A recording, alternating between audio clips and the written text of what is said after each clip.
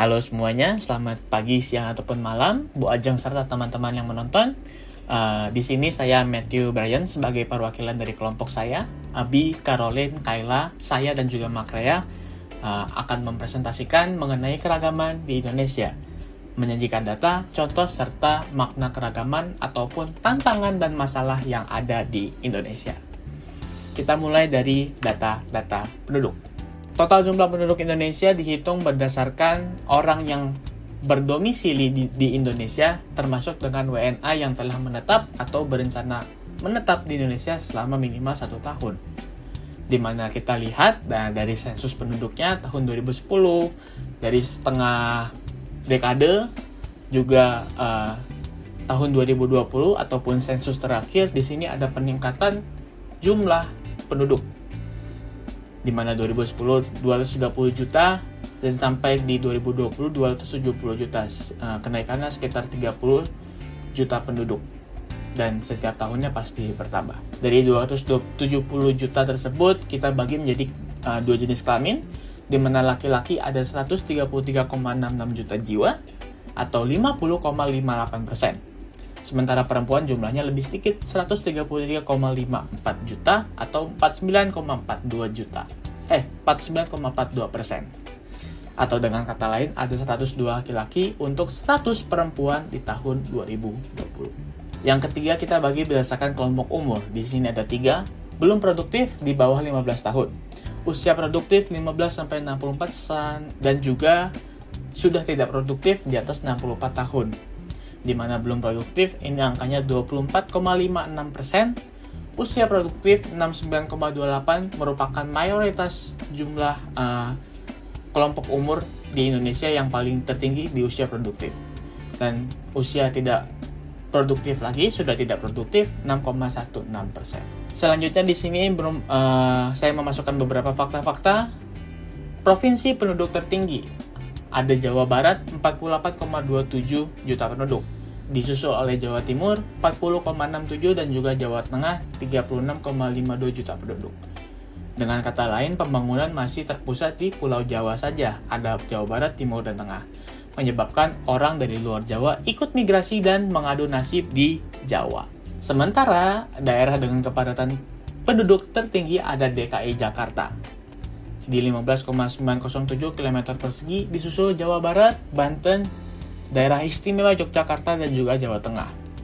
Dengan kata lain, perbedaannya antara DKI Jakarta serta daerah yang lainnya ini lumayan signifikan, sekitar 15 kali lipat atau 14 kali lipat. Karena kita melihat sendiri DKI Jakarta merupakan ibu kota Jakarta pada saat ini. Itu dia untuk penyajian data. Kita masuk ke keragaman. Kalau kita lihat kata pembangunnya, artinya perihal beragam-ragam, berjenis-jenis, perihal ragam atau perihal jenis. Yang kita dapat simpulkan berbeda-beda beragam jenis. Ragam berbicara mengenai perbedaan atau variasi, atau dalam konteks Indonesia, keragaman dalam hal ini dimaknai dalam perbedaan suku, ras, agama, budaya, dan tradisi yang jumlahnya sangat banyak dan berbeda-beda.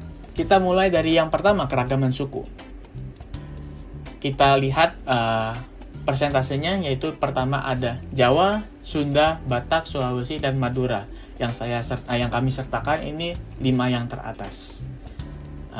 Suku bangsa ialah penggolongan manusia berdasarkan garis keturunan dan kesatuan budaya yang khas. Yang sebenarnya menurut BPS ada lebih dari 1.300 suku di Indonesia. Tapi di sini yang tertinggi merupakan Jawa. Ini termasuk Jawa-Jawa yang lainnya seperti suku Osing, Tengger, Samin, Bawean atau Bawan, Naga, Nagarik, dan suku yang termasuk masih dalam satu Jawa. Disusul dengan Sunda, Batak, Sulawesi, serta Madura. Itu untuk suku. Yang kedua, kita berbicara mengenai agama. Agama adalah sistem yang mengatur tata keimanan, kepercayaan, dan peribadatan kepada Tuhan yang Maha Kuasa, serta tata kaidah yang lainnya yang berhubungan dengan pergaulan manusia serta lingkungannya. Di mana dalam hal ini di Indonesia diakui ada 6 agama. Yang pertama ada Islam, Protestan, Katolik, Hindu, Buddha, dan Konghucu. Di sini juga ada presentasinya di mana Islam menjadi agama mayoritas penduduk di Indonesia, disusul dengan Protestan yang angka persenannya lumayan kecil, disusul Katolik, Hindu, Buddha, dan juga Konghucu. Selain agama, kita masuk ke bahasa. Bahasa daerah sendiri bahasa yang dituturkan setiap daerahnya, setiap sukunya berbeda-beda. Sama kurang lebih seperti suku bangsa, di sini Jawa masih nomor 1, 42,19%. Disusul Sunda, penggunaan bahasa Melayu, Madura, dan juga Minangkabau. Itu untuk keragaman-keragaman yang bisa saya tampilkan menurut suku bangsa, agama, bahasa, dan yang lainnya. Sekarang kita masuk ke yang terakhir. Tantangan atau masalah apa yang biasanya terjadi dari keragaman tersebut? Kita mulai yang pertama. Intoleran dan konflik sosial. Intoleran adalah sifat atau tindakan tidak menghargai keragaman, tidak menghargai suku, tidak menghargai agama. Contohnya seperti ada penolakan terhadap suku atau agama minoritas di daerah tersebut, atau perbedaan pandangan yang memicu permusuhan antar kelompok masyarakat. Gimana kita cara mencegah atau solusinya apa sih? Memperkuat penegakan hukum yang tegas terhadap tindakan intoleransi dan provokasi. Yang kedua, kesenjangan ekonomi. Artinya ketimpangan pembangunan dan pemerataan antara Indonesia Barat dan Timur, yang dimana kedua hal ini dapat memicu konflik sosial. Contohnya pembangunan yang kurang merata, beda sekali, jomplang sekali antara Barat dan juga daerah Timur. Pekerjaan lebih banyak di daerah perkotaan atau daerah yang sudah maju. Dan juga karena keterbatasan akses, harga-harga di daerah itu menjadi lebih mahal daripada di kota. Gimana sih solusinya untuk menghadapi hal ini? Yaitu dengan melakukan pemerataan pembangunan infrastruktur dan juga investasi di seluruh wilayah Indonesia. Meningkatkan akses pendidikan dan keterampilan untuk daerah ataupun desa-desa tertinggal. Selanjutnya, diskriminasi dan stereotip sosial. Kelompok-kelompok tertentu masih mengalami perlakuan yang tidak adil karena dianggap beda dari yang lain. Misalnya ada suatu etnis yang masih minoritas, suatu agama yang masih dipersulit untuk izin beribadah karena bukan mayoritas. Gimana cara mencegahnya? Tentunya dengan edukasi publik, penegakan hukum untuk melindungi kelompok-kelompok minoritas, sambil bersamaan dengan mendorong kesadaran individual dalam menghindari stereotip negatif. Jadi kesadaran dari dalam dirinya harus dibangun terlebih dahulu bersamaan dengan edukasi serta penegakan hukum untuk melindungi minoritas tersebut. Dan yang terakhir yaitu mengenai politik identitas.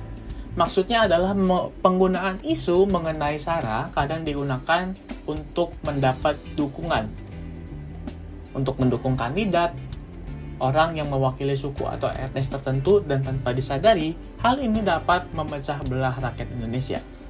Misalnya pada saat pemilu, kandidat yang maju merupakan kandidat yang satu golongan dengan kita, yang sepaham dengan kita.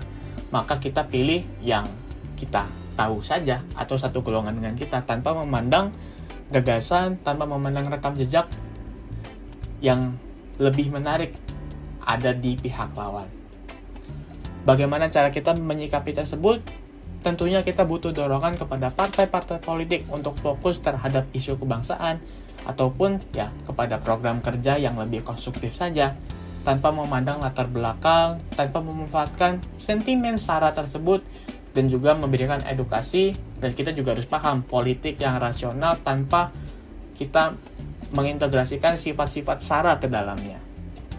Memberikan edukasi politik yang rasional dan juga logis terhadap masyarakat. Itu untuk beberapa masalah atau tantangan yang biasa kita temukan di Indonesia mengenai konflik isu dan SARA ini. Kiranya penjelasan tersebut dapat dipahami dengan jelas serta bisa kita implementasikan di dalam kehidupan nyata.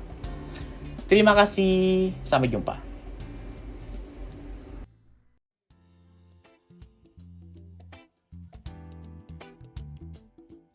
Selamat siang Bu dan teman-teman. Hari ini saya akan mempresentasikan ayat-ayat Alkitab yang sudah kelompok saya kerjakan.